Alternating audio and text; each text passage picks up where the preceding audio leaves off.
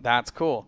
Yeah. Very good. So we're working to build for next year already. Just Well, like y'all are. yeah, I think everybody's at that point now, and I want to wish you guys the best of luck. And again, we'll continue our talks, about 2020 with you guys and what you have going on. And again, the best of luck. I want to say thanks for calling in. Looking forward to seeing you guys in 2020 for sure. I do want to point out something, just so you know. The deal I'm doing is different than the Calculated Comfort Outlaw Pro Stock. Right. They're a different association, and that's the ones that you've seen in Southern Oregon so far. We haven't had a tri-state race there yet. I would love to see your series come in.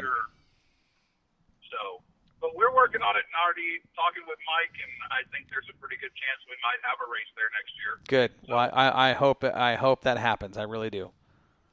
Yeah. Oh, well, thanks for having me on to talk about it. Absolutely, Roy. Always good to talk with you, man. Have a great night, and we look forward to seeing the track again. Bye, Roy. All right, thanks. Bye-bye. Awesome, dude. Awesome. Good. I mean, I told you how we tagged him up, and it took him a little bit to realize. He didn't even realize the stickers were on the car until I said something to him. That was so funny.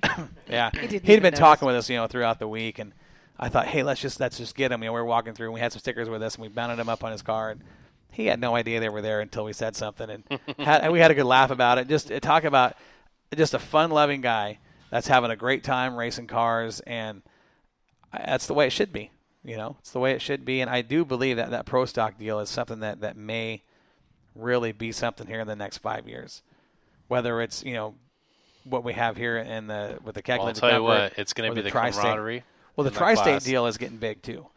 Yeah, and that's the thing is, like he said, there's no drama. Those guys help each other out. They all pit together. Yep. Which I thought was pretty cool because, those guys, that's what makes it successful. The old saying, it takes a village. It's like a club. Absolutely.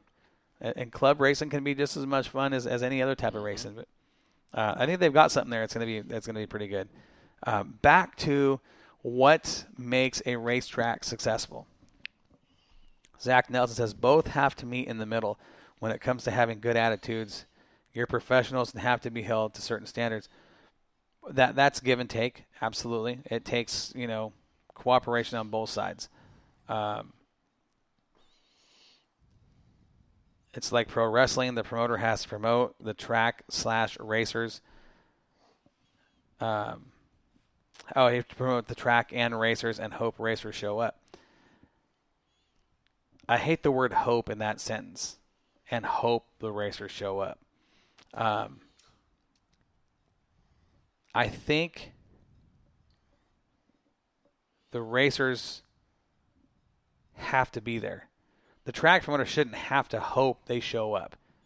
He should be able to count on them to show up, because without those racers, you don't have fans. You've got nothing. Mm-hmm. You've got nothing. You've got a parking lot with people sitting in grandstands, and you're not going to have the people in the grandstands without the racers being there. I think you have to have your local racing like club, but then you've got to be able to entice people from out of the area to come in. I don't know if it's bigger money or what, but to have a successful track, you need to bring in not just the 100 cars that are there, 50 cars, whatever. You have to be able to bring them in from California. You have to bring them in from Idaho, just different places. Make big enough races to where the guys say, hey, I want some of that. I want that track. I think to have purses big enough where a local guy is contemplating, they look like they're having a lot of fun. I think I'm going to build myself a car. Go ahead, keep talking. I'm they have just working on the board here. Big enough talent, local, down in Southern Oregon. It's like the night when the out-of-towners came. Some of them didn't show up, but they were good enough, I thought. I was disappointed I didn't get to see them.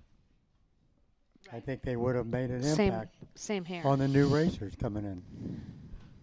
There's so much that goes into running and promoting a successful track, and we've seen We've seen so much over the last few years. There's a lot, and I'll tell you right now, it takes everybody. It's just way more complicated than just getting the success of a track. Everybody wants to put it on the owner and promoter. For the most part, that's true in a lot of cases. But here's the thing: if the owner or the promoter says, "This is what we're running. These are our rules. This is what we're doing." Okay, the racers have to be there. Everybody's got the same set of rules. Okay, whether you like them or not, you got to be there. If the racers don't support that track, nobody else is going to. Okay, Zach Nelson's nuts. He says, "What makes a good track? Bring in Moxie." Thank you for the kind words. I appreciate the kind words, but that's not all of it. Drivers and promoters have to respect and appreciate each other.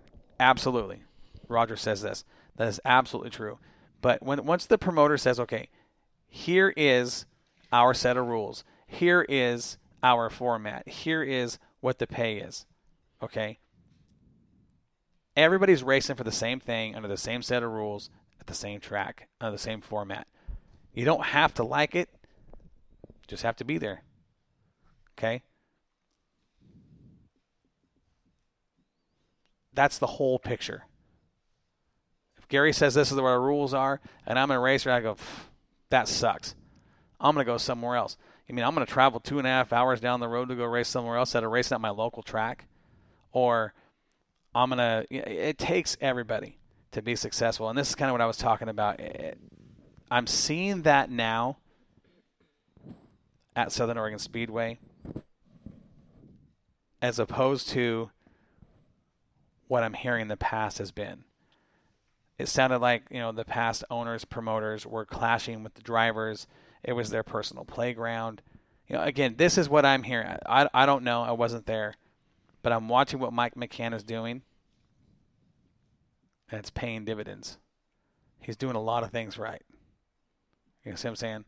There's a lot of guys. A lot of guys do it right, and there's not a right way to do it, per se. Track owners do it all different. Like Mike McCann doesn't run a qualifying session. Okay? Well, that's new to us, but it is what it is.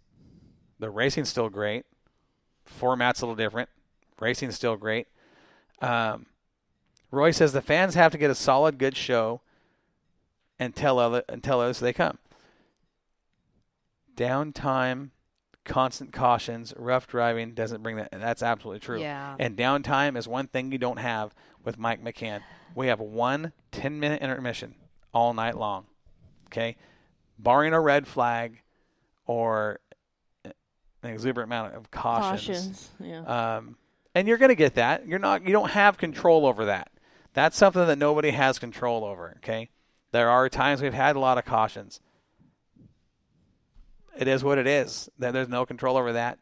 That's in the driver's hands. And again, it's just there's some things you can't avoid. But we've been to tracks also that just had a terrible flow, and then we've been to tracks that 45-minute intermissions. That when one group of cars is leaving, one class of cars is leaving, the other class is already on the track. There is no downtime at all. Right. We've seen, and I agree that is an absolute fact. What Roy says is limiting your downtime, and that is one thing that Mike McCann has absolutely mastered. His show rolls off just as good as anybody else's I've ever seen, and I've been in this game a long time. I will say I got turn 3 hyped up on our downtime. Yeah, you did. That is true. She had them other jumping bikes, and she's got photographs to prove it. Two classes. Go ahead. Neither. Okay, Yeah, there we sorry. go. Oh, there you go. I bumped that button. That was my fault. Well, Gary, you've been silent. They'll call up 2 classes, while there's already a class on the track. And so they'll have them lined up 2 in a shot on the back stretch. And as soon as the checkered comes out and they make their cool-off lap and they pull off on turn 1, cars are coming on turn 3. Right. And it just flows. And that's the way it's supposed to be. That's how it should be. Yeah, Mike McCann is of the old school that, people are going to pay less money to get into the racetrack than they do the movies. they're going to get more entertainment in about the same amount of time, 3 to 4 hours. Or 6. Again, some things you have no control over. But still, that's a lot of cars, a lot of classes, it is. A lot of things going on. So where's your value in that night? You got a lot of extra value. Well, you do. And when you can take 5 classes and bang, bang, bang, bang, roll it out in 4 hours and get that kind of entertainment, that's better than the movies. Mm-hmm. Better than the movies, better than a lot of things you can do. Whether you're a race fan or not, you're going to be entertained. Mm-hmm. You're just going to be entertained because there are things that happen on a racetrack. Wrecks, passes, guys started in the back like Dave Steele did last week. Started in the back just because to see if he could get to the front and did it with a last lap pass out of turn 4, won the feature by inches. That's going to bring fans back. See, Roy says fans in the stands and purse increase, sponsorship opportunities. Absolutely. The purse increase, there's things to that. How do you increase the purse? Do you increase what the winner gets or do you put it through the field? I think putting it through the field is going to draw more cars, which in turn brings more sponsorship opportunities and fans in the stands. Okay? There's always that thought. How do you get the cars and the fans there? You want to talk about the greatest promoter of all time was Earl Baltz, the founder of Eldora Speedway. Live bands, crazy events at every show. I spent a long time with Earl at the 1996 UMP Summer National Race. I'll leave that story off the air, but I will tell you that we looked at some of the promotions that he did, and he was a master at getting people there and having fun. One night, and this is no joke, he had a pair of chimpanzees on his front stretch get married. Full-on groom and bride attire, full-on bridesmaid and best man, chimpanzees getting married, and the crowd loved it. Is that not crazy? It's things like that. Racing. And I do a lot of reading on race promotions. Okay, you look at what people do now, and with the way promoters, and I put that in quotes, promote now, aren't of the old school ways. And what was the old school way? What was the first thing promoters did in the old school to bring fans? Entertainment. Okay? Now they want to put up these gimmicks. Everyone wants to put up a crazy little gimmick that, whatever it might be. But and now it's, okay, let me ask you something. You live in a town of, say, 50,000 people, and the local radio station plays a commercial for your racetrack, and you hear that there's going to be a pair of chimpanzees married on the front stretch.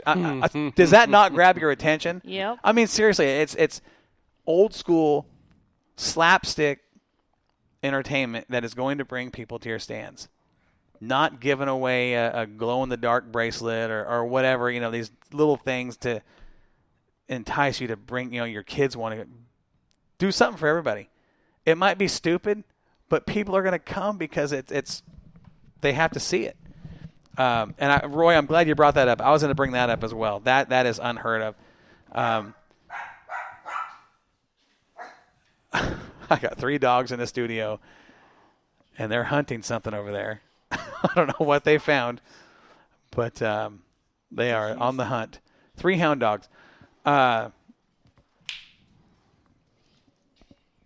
50-50 every week. Okay? Southern Oregon's been good about that. We've had some great 50-50, winners. We had this conversation was it last night or the night before, about the 50-50. The World 100 50-50 at Eldora Speedway last week. Did I tell you about this, Dave? I did? I don't think I told Nina. Nope. Okay, so you weren't part of this conversation. You were out trying to kill something. Eldora Speedway last week. World 100, biggest show in dirt late model racing is the World 100 at the most famous dirt track on the planet, Eldora Speedway. The winner of the 50-50. Tell me what you think they won, Nina. What did the winner of the 50-50 walk out with? A monkey?